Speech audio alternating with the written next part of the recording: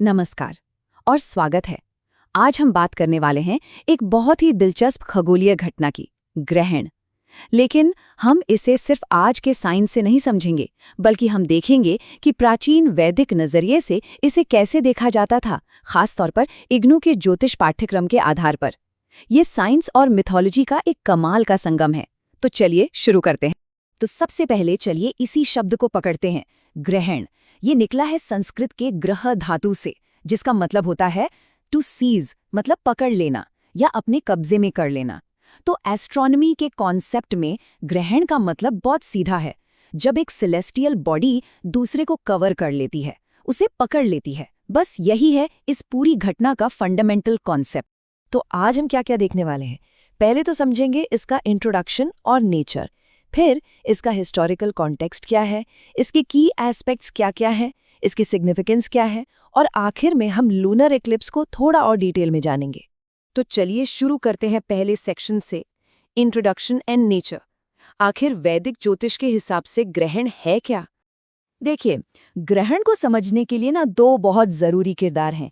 एक है छाद्य और दूसरा है छादक। छाद्य मतलब द इक्लिप्स्ड, वो पिंड जिस पर ग्रहण लग रहा है, जो कवर हो रहा है, जैसे लूनर इक्लिप्स में चांद। और छादक हुआ द इक्लिप्सर, जो ग्रहण लगा रहा है, जो कवर कर रहा है, जैसे लूनर इक्लिप्स में धरती की परछाई। बस ये दो शब्द समझ लिए तो पूरी प्रोसेस समझ आ जाएगी। अब आते हैं इसके हिस्टोरिकल कॉन्टेक्स्ट पर, और ये जानना वाकई में बहुत फैसिनेटिंग है कि ग्रहण का ज्ञान कितना पुराना है और इसकी जड़ें हमारे वैदिक ग्रंथों में कितनी गहरी हैं। ये जो श्लोक है, ये ऋग्वेद से है, जो दुनिया के सबसे पुराने ग्रंथों में से एक है। इसमें कहा गया है, हे सूर्य, जब स्वरभानु असुर ने तुम्हें अंधेरे से ढक दिया तो सारे जीव जंतु बिविल्डर्ड हो गए, हैरान रह गए। ये दिखाता है कि इक्लिप्सिस को ऑब्जर्व करने का काम हजारों साल पहले से हो रहा था। और मजे की बात यह है कि इसी कहानी में ऋषि अत्रि को इसका मैथमेटिकल सीक्रेट सॉल्व करने का क्रेडिट दिया जाता है। और ये जिक्र सिर्फ वेदों तक ही नहीं है, हमारा महाकाव्य महाभारत, उसमें भी ग्रहण की बहुत डिटेल्ड बातें हैं और उन्हें कहानी की बड़ी बड़ी घटनाओं से जोड़ा गया है। जैसे ये श्लोक देखिए, हे राजा, राहु ने सूरज को उस दिन पकड़ लिया जो अमावस्या का दिन नहीं था। ये बात पांडवों के वनवास के समय की है। और एक अनटाइमली इक्लिप्स, मतलब बिना अमावस्या के सूर्य ग्रहण, इसको एक बहुत बड़ा ओमेन, एक अपशकुन माना गया। इससे क्या पता चलता है? इससे ये पता चलता है कि उस वक्त लोगों को ये मालूम था कि सोलर इक्लिप्स तो सिर्फ अमावस्या को ही हो सकता है। और ये जो नंबर है ना, ये उस दौर की नॉलेज की एक्यूरेसी को दिखाता है। क्या ये बात पता है कि ग्रहण का एक पूरा साइकिल ठीक 18 साल और 11 दिनों में रिपीट होता है? आज के साइंस में हम इसे सैरोस साइकिल कहते हैं। यही साइकिल है जिससे इक्लिप्सिस को प्रिडिक्ट किया जाता है। और ये इस बात का एक माइंड ब्लोइंग सबूत है कि एंशिएंट एस्ट्रोनॉमिकल कैलकुलेशंस कितनी ज़्यादा प्रिसाइज थीं। अब आते हैं इसकी मेथोलॉजिकल स्टोरी पर, जो हम में से ज़्यादातर लोगों ने सुनी होगी।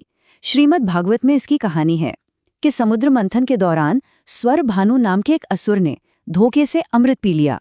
तो भगवान विष्णु ने अपने सुदर्शन चक्र से उसका सिर धड़ से अलग कर दिया। लेकिन अमृत पीने की वजह से सिर अमर हो गया और वो बन गया राहु और धड़ बन गया केतु। और क्योंकि सूर्य और चंद्रमा ने उसकी पोल खोली थी, तो उसी दुश्मनी के चलते राहु आज भी पर्व काल पर, यानी फुल मून और न्यू मून पर, उन्हें पकड़ लेता है या ग्रस लेता है। तो चलिए अब हिस्ट्री और माइथोलॉजी से आगे बढ़ते हैं और इसके साइंटिफिक मैकेनिक्स को देखते हैं कि आखिर ये काम कैसे करता है। ये तस्वीरें पूरी बात को एकदम क्लियर कर देती हैं। लेफ्ट में देखिए लूनर इक्लिप्स, इसमें धरती सूरज और चांद के बीच में है, तो धरती की परछाएं हुई छादक और चांद हुआ छाद्य। अब राइट में देखिए सोलर इक्लिप्स, इसमें चांद सूरज और धरती के बीच में है, तो यहाँ पर चांद बन गया छादक और सूरज बन गया छाद्य। कितना सिंपल है ना छाद्य और छादक का रोल रिवर्सल। अच्छा, ग्रहण भी कई तरह के होते हैं। एक होता है खंडग्रास, मतलब पार्शियल इक्लिप्स, जब सिर्फ एक हिस्सा ही कवर होता है। फिर है सर्वग्रास, यानी टोटल इक्लिप्स, जब पिंड पूरा का पूरा ढक जाता है। खग्रास भी टोटल इक्लिप्स की ही एक गहरी स्टेज है, जब वो अपने पीक पर होता है। और एक बहुत स्पेशल टाइप का इक्लिप्स है वलयाकार, मतलब एनुलर इक्लिप्स। ये सिर्फ सोलर इक्लिप्स में होता है। इसमें चांद सूरज को ऐसे कवर करता है कि किनारे से एक आग की अंगूठी, एक रिंग ऑफ फायर जैसी दिखाई देती है। एक जो टोटल इक्लिप्स होता है ना, वो इन 5 स्टेजेस से होकर गुजरता है।